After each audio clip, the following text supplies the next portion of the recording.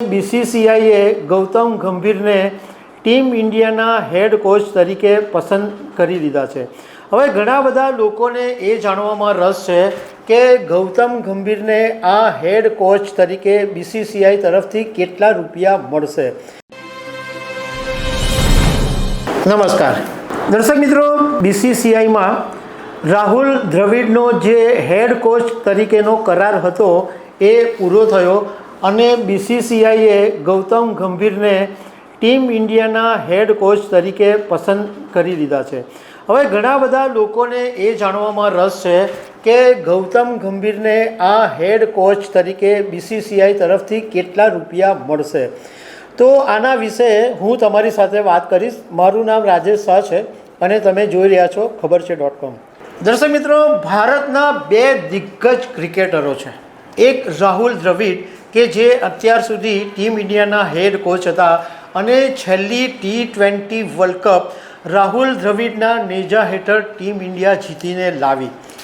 એના પહેલાં આઈપીએલની અંદર KKRની જે ટીમ હતી એના મેન્ટર તરીકે ગૌતમ ગંભીર હતા અને ગૌતમ ગંભીરની આગેવાની હેઠળ KKR IPL 2024માં ચેમ્પિયન બની। એટલે આ બંને દિગ્ગજ ક્રિકેટરો છે કે જેમના અનુભવને કારણે ખેલાડીઓને એક મોટું યોગદાન મળ્યું। રાહુલે ટીમ ઇન્ડિયાને જીતાડી અને આઈપીએલમાં ગૌતમ ગંભીરે KKRને જીતાડી। હવે રાહુલ દ્રવિડનો આ જે કાર્યકાળ હતો એ 2024માં પૂરો થયો અને જ્યારે KKR ચેમ્પિયન બની ત્યારથી જ એવી ચર્ચા શરૂ થઈ હતી કે બીસીસીઆઈ આ વખતે ગૌતમ ગંભીરને હેડ કોચ બનાવી શકે છે। હવે જેમ તમને વાત કરી કે ગૌતમ ગંભીરને કેટલા રૂપિયા સેલરી મળશે, તો રાહુલ દ્રવિડ અને રવિ શાસ્ત્રીને દર મહિને 1 કરોડ રૂપિયાની સેલરી મળતી હતી। એ જ સેલરી ગૌતમ ગંભીરને મળશે એવું જાણવા મળ્યું છે। મતલબ કે વર્ષે 12 કરોડ રૂપિયા ગૌતમ ગંભીરને બીસીસીઆઈ સેલરી પેટે આપશે। આ તો સેલરી થઈ, પરંતુ એ સિવાય એક હેડ કોચ એક હાઈ પ્રોફાઇલ જોબ હોવાને કારણે ગૌતમ ગંભીરને બીજી બધી અનેક સુવિધાઓ મળશે। જેમ કે વિદેશ પ્રવાસ જવાનું થશે તો બિઝનેસ ક્લાસની ટિકિટ મળશે અને પર ડે જ્યારે વિદેશ પ્રવાસ કરશે ત્યારે 21,000 રૂપિયાનું ભથ્થું ગૌતમ ગંભીરને મળશે। એ સિવાય 5 સ્ટાર હોટલમાં રહેવાનું અને કોસ્ટલી એ લોન્ડ્રી, આ બધી સુવિધાઓ ગૌતમ ગંભીરને મળશે।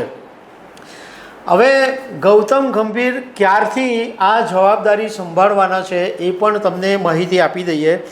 તો ટીમ ઇન્ડિયા 27 જુલાઈથી શ્રીલંકાના પ્રવાસે જઈ રહી છે અને શ્રીલંકાની સાથે 3 વન ડે મેચ અને 3 T20ની સિરીઝ છે અને આ સિરીઝની સાથે ગૌતમ ગંભીરની પોતાની જે હેડ કોચ તરીકેની જે કાર્યકાળ છે એની શરૂઆત થશે। એટલે ગૌતમ ગંભીર ટીમ ઇન્ડિયાની સાથે શ્રીલંકાના પ્રવાસે જશે અને ત્યારથી એમની પહેલી ઇનિંગ શરૂ થશે। રાહુલ દ્રવિડનો જે કાર્યકાળ હતો એ 2021થી 2024 સુધીનો હતો।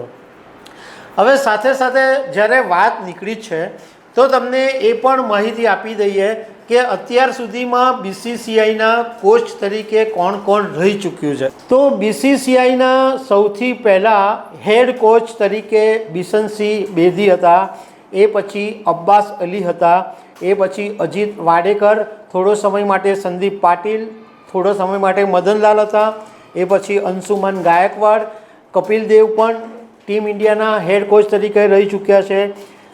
એ પછી વિદેશી હેડ કોચની આવવાની શરૂઆત થઈ હતી। એમાં જ્હોન રાઇટ પહેલાં વિદેશી કોચ હતા જે 5 વર્ષ સુધી ટીમ ઇન્ડિયાના હેડ કોચ તરીકે રહ્યા। એ પછી ગ્રેગ ચેપલ આવ્યા, ગેરી કર્સ્ટન આવ્યા, ડંકન ફ્લેચર આવ્યા, એ પછી રવિ શાસ્ત્રી બીસીસીઆઈના હેડ કોચ બન્યા, એ પછી અનિલ કુંબલે અને એ પછી રાહુલ દ્રવિડ અને અત્યારે છેલ્લે ગૌતમ ગંભીર।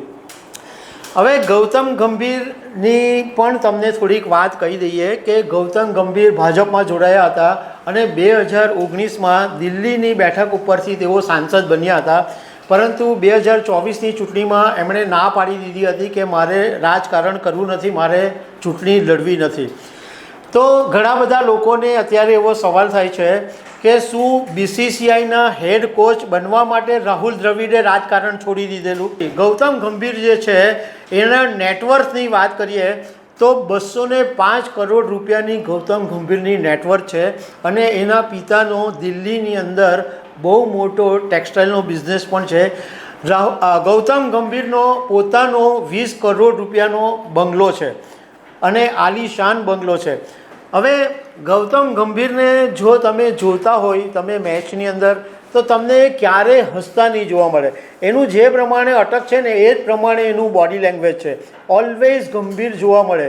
એકાદ વખત કંઈ હાસ્ય દેખાઈ જાય તો કોમેન્ટ્રી કરનારા પણ બોલે કે જો ગૌતમ ગંભીરના ચહેરા પર પણ હાસ્ય દેખાયું.